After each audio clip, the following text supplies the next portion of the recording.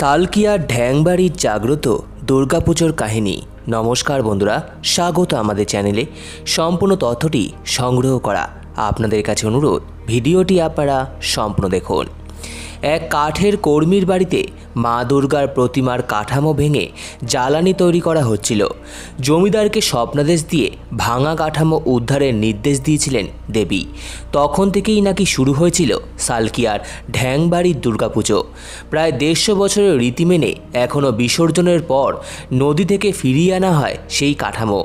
সালকিয়ার ব্যানার্জি বাগানের ঢ্যাং পরিবারের পূর্বপুরুষ শ্রীরাম ঢ্যাং ছিলেন রাজহাটির জমিদার। ঢালাইয়ের কারখানা তৈরির জন্য সালকিয়াতে বসবাস শুরু করেন তিনি। বাড়ির কিছু দূরেই এক বস্তিতে নাকি কাঠের কর্মীর বাড়িতে দুর্গা প্রতিমার কাঠামোটি ভেঙে জ্বালানির জন্য প্রস্তুত করা হচ্ছিল। দেবীর স্বপ্নাদেশ পেয়েই সেই কাঠামো বাড়িতে নিয়ে এসেছিলেন শ্রীরাম। সেই ঢ্যাংবাড়ির পুজো এবার 151তম বছরে পদার্পণ করবে। এক চালা ডাকের সাজ দেবী। অষ্টমীর আরতি ও সন্ধি পুজোর পর বাড়ির মহিলাদের নিয়ে ধুনো পোড়ানোর রীতি চলে। লুচি, নাড়ু, মিষ্টি ও ফল দিয়ে দেবীকে ভোগ নিবেদন করা হয়। পায়রা ওড়ানোর রীতি বহু বছর আগেই বন্ধ হয়ে গিয়েছে, তবে 150 বছরের প্রাচীন নিয়ম মেনে এখনও দেবীর বিসর্জনের পর কাঠামো পুনরায় নিয়ে আসা হয় বাড়ির মন্দিরে। পরের বছর জন্মাষ্টমীতে গঙ্গার পাড় থেকে মাটি নিয়ে এসে কাঠামো পুজো করে ফের শুরু হয় প্রতিমা তৈরি করার কাজ। আর সেই দিন থেকেই কালী পুজো পর্যন্ত বাড়ির সদস্যদের খাদ্য তালিকা থেকে বর্জন করা হয় মাংস ও ডিম। পরিবারের বর্তমান প্রজন্মের সদস্যরা জানালেন, দুর্গাপুজোয় পরিবারের সদস্য ও আত্মীয় স্বজন মিলে গোটা বাড়িটা প্রায় শতাধিক লোকের উপস্থিতিতে গমগম করে। পুরনো রীতি এখনও বহন করে চলেছে তারা চায় এইটাই বজায় থাকুক। আজ থেকে প্রায় 150 বছরেরও বেশি আগে খানাকুলের রাজাহাটি গ্রাম থেকে আশুতোষ ঢ্যাং শালিখা অধুনা সালকিয়াতে আসেন শাখার ব্যবসা করতে। 1871 সালে আশুতোষ ঢ্যাংয়ের পুত্র শ্রীরাম ঢ্যাং পিতলের বাটখারা তৈরির জন্য ঢালাই কারখানা শুরু করেন। এতে বেশ উন্নতি হয়ে থাকে। শ্রীরামের 5 পুত্র যথা দেবেন্দ্রনাথ, শিবচন্দ্র, মহাদেব, রাখালচন্দ্র ও তারকার। এদের মধ্যে শিবচন্দ্রই ছিল কৃতি ব্যবসায়ী। তৎকালীন বিলাতি দেশলাই প্রস্তুতকারক ফরবেন কোম্পানি এরা ছিলেন তার বঙ্গদেশে সোল এজেন্ট। কলকাতার ক্যানিং স্ট্রিটে এদের বড় দোকান ছিল। সেখানে ব্যাপারীরা এসে লাইন দিয়ে দেশলাই কিনতেন।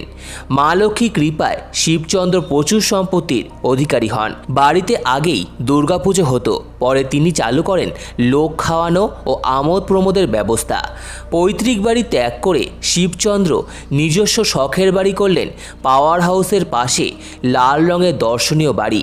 তৎকালীন যুগে 1925 সালে মার্টিন বার্নকে দিয়ে প্রায় 1 লক্ষ টাকা ব্যয়ে বাড়িটি তৈরি করিয়েছিলেন। বাড়ির পিছনে বাগানে ছিল চিড়িয়াখানা।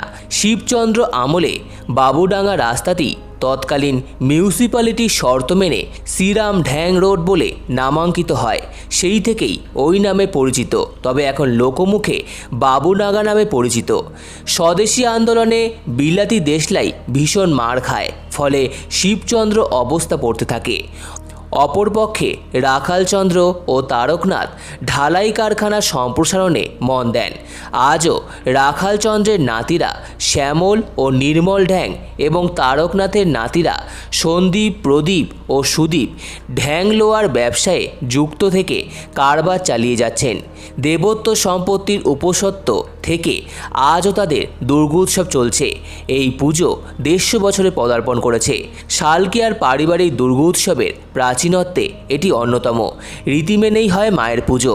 কাঠামো বাঁধার সময় থেকে এদের পরিবারে নিরামিষ আহার হয়, সেটি চলে কালী পুজো পর্যন্ত। বর্তমান প্রজন্মের সদস্যরা জানালেন, আধুনিকতার সঙ্গে নিজেদের মিলিয়ে দিয়েছেন, কিন্তু তারাও পারিবারিক রীতিকে সম্মান জানিয়ে যুগের সঙ্গে তাল মিলিয়ে পারিবারিক রীতিকে বিসর্জন দেননি। এই পরিবারে অষ্টমী তিথি পুজো দেখার মতো। সম্পূর্ণ ভিডিওটি দেখার জন্য আপনাদের সকলকে অসংখ্য ধন্যবাদ। ভিডিওটি ভালো লেগে থাকলে লাইক, কমেন্ট, শেয়ার এবং চ্যানেলটিকে অবশ্যই সাবস্ক্রাইব করুন। ধন্যবাদ।